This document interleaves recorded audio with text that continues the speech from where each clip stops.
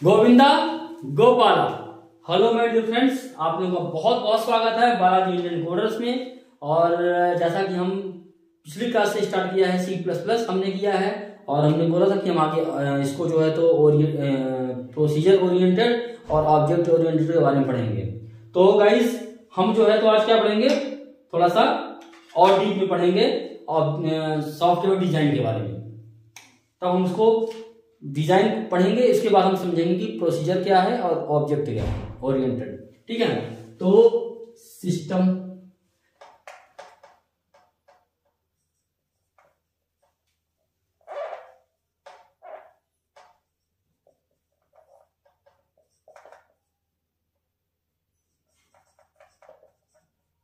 Evolution, system evolution, ठीक है ना। अब इसमें जो है हमारे पास एक क्या है, कोर है, ठीक है ना। 1.0 सपोज दैट कोर है, एक ऑपरेटिंग सिस्टम है, जैसे भी है एक कोर है। हम हमारे मतलब जो भी ऑपरेटिंग सिस्टम के कोर में है वो कम्युनिकेट कैसे करता है, तो आप देखिए पहला है मशीन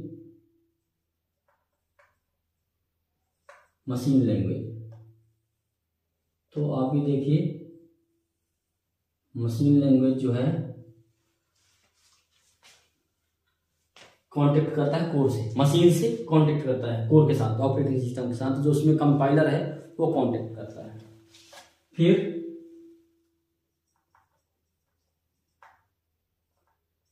असेंबली लैंग्वेज, फिर जो है तो क्या है,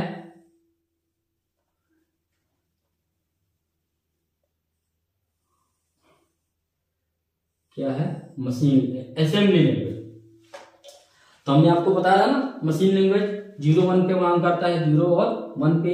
असेंबली लैंग्वेज में जो है तो कुछ कीवर्ड्स होते हैं, उन्हीं के बेस में काम करता है।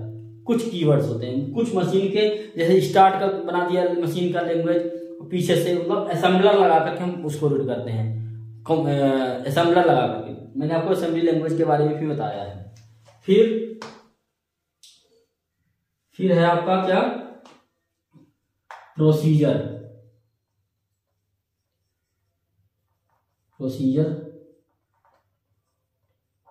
ओरिएंटेड प्रोग्रामिंग, ठीक है ना। तो प्रोसीजर ओरिएंटेड प्रोग्रामिंग जो है तो नेक्स्ट स्टेप में आता है, ये हो गया, ठीक है ना। पहले मशीन बनी, फिर असेंबली लैंग्वेज बनी, उसके बाद प्रोसीजर ओरिएंटेड प्रोग्रामिंग तैयार हुआ। तो अब क्या है, इसमें प्रोसीजर ओरिएंटेड में कई अलग अलग प्रोग्राम हैं, यूज में आते हैं। जैसे आपका कोबोल है, फोर्ट्रान है, सी है, ये जो है तो कई आपका जो है तो एक और है, कौन सा फॉक्स प्रो, वो भी प्रोसीजर में आता है। तो इस तरीके से ये आपके जो है तो प्रोसीजर ओरिएंटेड प्रोग्रामिंग है। अब आता है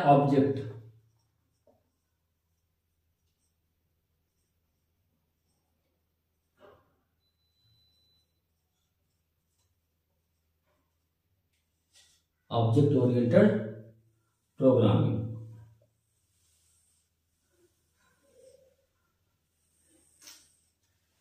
ठीक है, ये है आपका। हमने मशीन के लैंग्वेज के बारे में पढ़ा, हमने असेंबली लैंग्वेज के बारे में थोड़ा बहुत पढ़ा, ज्यादा नहीं पढ़ा है। मशीन के और असेंबली के बारे में थोड़ा पढ़ा। प्रोसीजर ओरिएंटेड में हमने सी को पढ़ा, पूरी तरीके से सी को पढ़ा, सी लैंग्वेज को पूरी तरीके से पढ़ा। इसमें कुछ और आते हैं, जैसे कोबोल है, फोर्ट्रान है, फॉक्स प्रो है ना। ये जो कोबोल है, जैसे आप आज के डेट में एक्सेल चलाते हो तो कोबोल उसका फंक्शनैलिटी देता है, ठीक है ना। फॉक्स प्रो में जैसे हम सी में डिजाइन करते हैं प्रोग्राम के, वैसे ही प्रोग्राम की डिजाइन उसमें करते हैं। तो ये प्रोसीजर ओरिएंटेड प्रोग्रामिंग है, प्रोसीजर ओरिएंटेड प्रोग्रामिंग। अब हम पढ़ रहे हैं ऑब्जेक्ट ओरिएंटेड प्रोग्रामिंग, C++। ये ऑब्जेक्ट ओरिएंटेड प्रोग्रामिंग पढ़ेंगे C++, C sharp, visual basic, ठीक है ना, इन चीजों को हम ऑब्जेक्ट ओरिएंटेड में पढ़ेंगे। जावा है, और भी लैंग्वेजेस हैं ऑब्जेक्ट ओरिएंटेड प्रोग्रामिंग, बहुत ज्यादा है। तो आप जो मेन इस टाइम पे ट्रेंड में है वो है जावा है, C शार्प है, विजुअल बेसिक है। तो आपका जो है तो ऑब्जेक्ट ओरिएंटेड प्रोग्रामिंग हम शुरू कर रहे हैं, और इसमें हम आपको बताएंगे कि कौन कौन सी चीजें। C++ में ज्यादा डीप में नहीं जाएंगे, हम C शार्प में जाएंगे। केवल हम बेसिक थोड़ी चीजें पढ़ा देंगे कि सी में इतना आने लगे आपके C++ में, और फिर हम C++ में चले जाएंगे। तो गाइस ये जो है तो ऑब्जेक्ट ओरिएंटेड प्रोग्रामिंग और प्रोसीजर ओरिएंटेड प्रोग्रामिंग, इसमें आप ये देखिए कि आपका जो है तो यहाँ पे मशीन का आ गया 01, ये इसमें बाइनरी नंबर में काम करेगा। फिर असेंबली लैंग्वेज में आ गया, ये भी कन्वर्ट होकर के मशीन ही बनेगा मशीन ही लास्ट में। फिर ये प्रोसीजर ओरिएंटेड भी कन्वर्ट होके मशीन ही बनेगा, मशीन लैंग्वेज में ही बनेगा लास्ट में जाकर के, कंपाइलर के थ्रू। जो कंपाइलर हमने डिजाइन मतलब बना हुआ डिजाइन है ऑलरेडी, उस कंपाइलर के थ्रू मशीन लैंग्वेज में ही जाकर कन्वर्ट होगा। और ऑब्जेक्ट ओरिएंटेड प्रोग्रामिंग भी ये सारे के सारे मशीन लैंग्वेज में, क्यों? क्योंकि मशीन ही है जो उसको रीड करेगा और ऑपरेट करवाएगा। तो हम तो केवल कोड लिखते हैं, कोड के पीछे क्या है कि जो कंपाइलर या असेंबलर जो भी है वो कोड में कन्वर्ट करता है मशीन के कोड में, और वो कोड इंटरेक्ट करके उसी के अकॉर्डिंग वो आउटपुट देता है।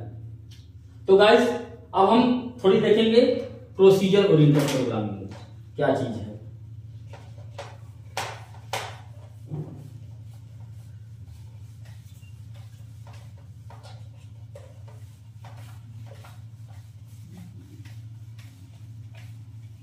अब क्या देखेंगे हम?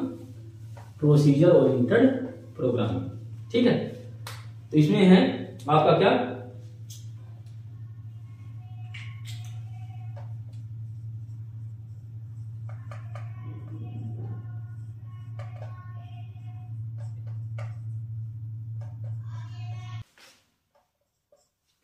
प्रोसीजर ओरिएंटेड प्रोग्रामिंग, ठीक है।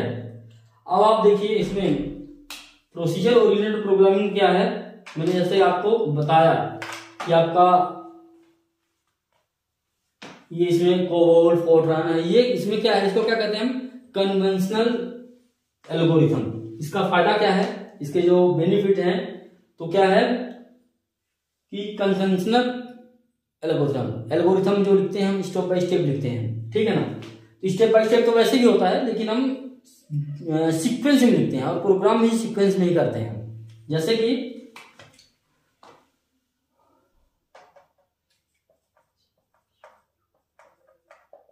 सीक्वेंसिंग कैसे करते हैं हम, जैसे मान लो कि हमने लिखा है मेन प्रोग्राम, ये में हमारा क्या है मेन प्रोग्राम। मेन प्रोग्राम में आपका जैसे है हमने एक फंक्शन बनाया, फंक्शन 1, ठीक है ना, ये बन गया। फंक्शन 2 ये बन गया, फंक्शन 3 ये बन गया, ठीक है। 3 फंक्शन बन गए। मेन फंक्शन के अंदर ये 3 फंक्शन यूज हो रहे हैं, अभी 3 फंक्शन यूज हो रहे हैं। अब ये फंक्शन जो है तो आगे और फंक्शन को यूज करेगा। F4 मान लो, हम छोटा छोटा लिख रहे हैं, F5, F6 हो गया, F7 हो गया। तो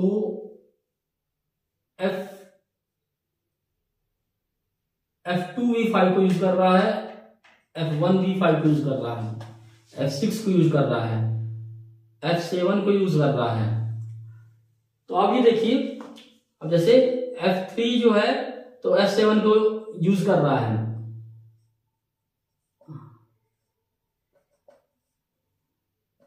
ये हो गया, है ना। तो ये जैसे इनको यूज कर रहा है इस तरीके से। तो आप ये देखिए कि F5 और F7 ये 2 फंक्शन ऐसे हैं जो कि फंक्शन 1 में भी यूज हो रहा है F5 फंक्शन 1 में, F5 फंक्शन 2 में यूज हो रहा है, F3 में F7 यूज हो रहा है, F2 में भी 7 यूज हो रहा है। अब आप देखिए, अब आगे और जो है तो क्या है कि इसमें अगर हम देखें तो F10, F11, F12 जितना भी आप डिजाइन कर सकें, F13, F14, F15। अब ये जो है तो ये फंक्शन इसको दोनों को यूज कर रहा है, F5, ठीक है ना, और इसको भी यूज कर रहा है, ये इसको यूज कर रहा है, 5, 7, 15 को कॉल कर रहा है, और 14 को कॉल कर रहा है, और 15 को कॉल कर रहा है। अब आप देखिए इसका सीक्वेंस देखिए, F10 जो है तो 5 के अंदर यूज हो रहा है, 5 जो है तो 2 के अंदर यूज हो रहा है, 2 मेन प्रोग्राम के अंदर यूज हो रहा है। ये इस तरीके से लिंक बन रहा है। देखिए अगर आप देखिए इसको तो ये तीनों जो हैं, ये तीनों फंक्शन इस 5 के अंदर यूज हो रहा है। ये 5 जो है तो यहां से इसके साथ भी जा रहा है और इसके साथ भी जा रहा है, इसके साथ भी है और इसके साथ भी है। मतलब अगर हम F1 के फंक्शन से F5 को कॉल करेंगे तो ये सारे मिल जाएंगे, या फिर हम F2 के फंक्शन से कॉल करेंगे तब भी हमें मिल जाएंगे 5 सारे के सारे।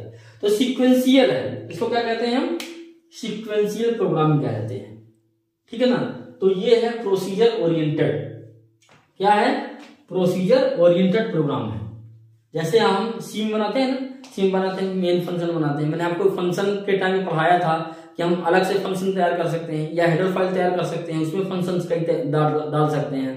तो हम वही चीज बनाने की कोशिश कर रहे हैं कि एक फंक्शन जो है तो कई फंक्शन को कॉल कर सकता है, और कई फंक्शन जो है तो और कई को कॉल कर सकता है। तो आप अल्टीमेटली आप प्रोग्रामिंग तक जाओगे, प्रोग्राम में जा करके ही आपका आउटपुट निकल के आएगा। तो ये प्रोसीजर है, एक स्टेप बाय स्टेप, 1 to 1। जैसे यहां से चला हमारा, यहां मैंने कोड लिखा, कंपाइलर यहाँ पे आया मेन प्रोग्राम में, मेन प्रोग्राम में देखा कि यहाँ पे लिखा हुआ है F2 के बारे में, तो F3 कॉल किया है, F2 के अंदर कॉल किया हुआ है F5 को, तो F5 को कॉल कर दिया इसने तुरंत। फिर F5 के अंदर फिर से इसमें लिखा हुआ है F7 के बारे में, F11 के बारे में, तो F11 के बारे में आपका कॉल करके अब यहाँ से आउटपुट लेके जा रहा है, ऐसे आउटपुट लेके जा रहा है और यहाँ पे पहुंचा रहा है इस तरीके से। मतलब स्टेप बाय स्टेप अंदर आया, स्टेप बाय स्टेप ऊपर जा रहा है। तो इस तरीके से ये आपका क्या है, प्रोसीजरल ओरिएंटेड प्रोग्रामिंग, यही चीज है प्रोसीजरल। ऑब्जेक्ट ओरिएंटेड थोड़ा डिफरेंस है, मैं आपको उसमें बताऊंगा नेक्स्ट लेक्चर में। ऑब्जेक्ट ओरिएंटेड डिफरेंट है, उसमें क्या है कि इसमें एक सर्कल हो जाता है, ये सीक्वेंस है, लाइन बाय लाइन जा रहा है, उसमें एक सर्कल हो जाता है, हम कहीं से भी किसी को कॉल कर सकते हैं। तो उसमें फायदा ये है कि हमें एक सीक्वेंस तैयार करने की जरूरत नहीं है, लेकिन इसमें हमें सीक्वेंस तैयार करने की जरूरत है। अब हम देखते हैं आगे इसका क्या।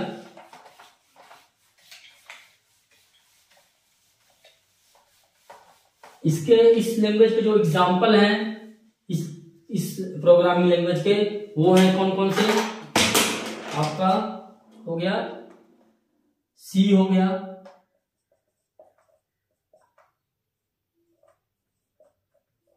फोर्ट्रान, हो गया कोबोल, हो गया इस तरीके से इसके एग्जाम्पल हैं, जिसमें से हमने सी को पूरी तरीके से पढ़ लिया है, 100% इसको हमने पढ़ा है। क्यों पढ़ा है, क्योंकि इसमें बेसिक हमने सारा कुछ निकाल लिया। ये थोड़ी और अलग डिफरेंट है, ये बिजनेस मॉडल में है, मैथमेटिकल मॉडल में है, इसलिए हमने इसको सी को पढ़ करके पूरा कंप्लीट कर लिया है।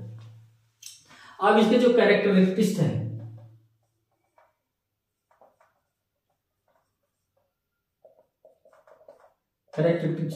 जो भी इसका फायदा या नुकसान है वो क्या है। पहला फर्स्ट है लार्ज प्रोग्रामिंग है, लार्ज प्रोग्रामिंग। जब हम प्रोग्राम बनाते हैं, चूंकि सीक्वेंशियल है तो इसमें प्रोग्रामिंग लार्ज होता है, बहुत बड़ा हो जाता है, प्रोग्राम का जो कोड लिखना होता है वो बहुत बड़ा हो जाता है। ये हमारे एक तरीके से ड्रॉबैक है, किसका है, ड्रॉबैक है, ठीक है ना। दूसरा जो है क्या है, top to down design. Top to down design approach है, ठीक है। अब क्या है इसमें कि जैसे मैंने दिखाया मेन से स्टार्ट होता है, फंक्शन 2 में गया, फिर फंक्शन 5 में, फिर फंक्शन 11 में गया, तो टॉप से बॉटम तक, तो टॉप टू डाउन अप्रोच है ये। हम इसको, ये क्या है मतलब हमें अगर डाउन वाली क्लास लिखना है तो टॉप वाली क्लास को पहले बनाना पड़ेगा, देखना पड़ेगा, ठीक है। तो कहने का मतलब ये डिपेंडेंट है कि जब हमारा फंक्शन 11 अगर बनाना है तो फंक्शन 11 के पहले हमें फंक्शन 5 बनाना ही बनाना पड़ेगा इसके ऊपर का, नहीं तो हम फंक्शन 11 नहीं बना सकते हैं। तो ये एक अप्रोच है, टॉप टू डाउन अप्रोच, ठीक है ना, प्रोसीजरल में। फिर आपका जो है, फिर क्या है, दूसरी चीज क्या है, सबसे प्रॉब्लमेटिक सीक्वेंशियल है।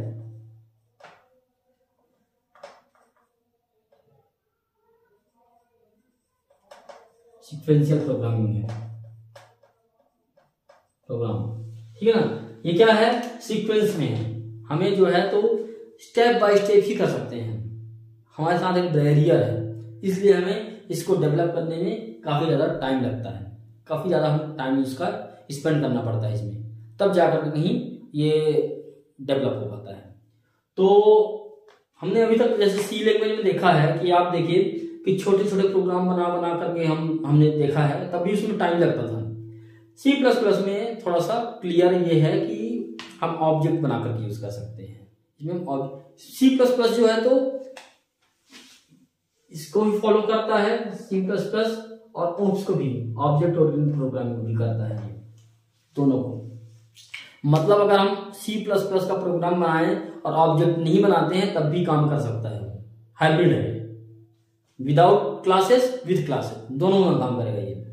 लेकिन इसके जो नेक्स्ट वर्जन और जो हमने और नेक्स्ट हाई लेवल लैंग्वेज हैं, जैसे C# है, जावा है ना, आपका विजुअल बेसिक है, तो इनमें जो है तो बिना ऑब्जेक्ट का कोई भी काम नहीं होगा, वो ऑब्जेक्ट ओरिएंटेड में ही काम कर सकते हैं।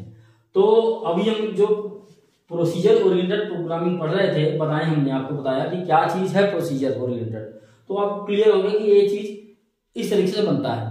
अब हम जो है नेक्स्ट क्लास में जो बताएंगे ऑब्जेक्ट ओरिएंटेड, और यहां से हमारा प्रोग्रामिंग क्लास स्टार्ट होता है ऑब्जेक्ट ओरिएंटेड का, जब हम कल से बताएंगे इसको नेक्स्ट क्लास से, मतलब कि इसमें हम आपको बताएंगे कि ऑब्जेक्ट ओरिएंटेड प्रोग्रामिंग है क्या क्या, उसके फीचर्स क्या हैं, उसके बेसिक्स क्या हैं, और फिर हम इसमें कुछ प्रैक्टिकल करके दिखा देंगे, तो आपको थोड़ा सा क्लियर हो जाएगा। तो अभी तक केवल ये माइंड में रखिए आप कि जो हमारा सी लैंग्वेज हमने पढ़ा है वो प्रोसीजरल ओरिएंटेड है, सीक्वेंशियल प्रोग्राम है, इसमें जो है तो लार्ज प्रोग्रामिंग, बहुत बड़े बड़े प्रोग्राम लिखने पड़ते हैं, तब जाके एक आउटपुट को अचीव कर सकते हैं। टॉप टू डाउन अप्रोच है बस। अब हम जो नेक्स्ट पढ़ेंगे वो हम पढ़ेंगे ऑब्जेक्ट ओरिएंटेड प्रोग्रामिंग। तो गाइस, मुझे उम्मीद है कि आप लोगों को ये समझ में आ गया होगा। नहीं आया है इस वीडियो के लिंक में मुझे जाकर के कमेंट में जाकर के मेरे को बताइएगा, मैं उसको और डीपली समझाने की कोशिश करूंगा। तो guys, thank you, bye bye.